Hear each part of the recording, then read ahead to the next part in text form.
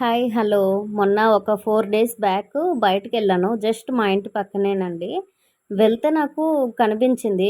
మొక్కల్లో ఉందనమాట. సరిగ్గా కనిపియట్లేదు. గమనిస్తే కనిపించింది. మా అమ్మకి చెప్తే మా అమ్మ తీసుకొని పట్టుకుందనమాట.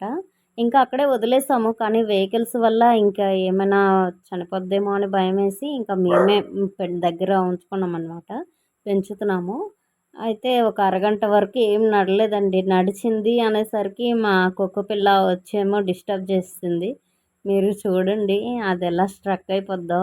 అలాగే ఉండిపోద్ది. ఫేస్ అనేది లోపలికి లాగేసుకుంటుంది.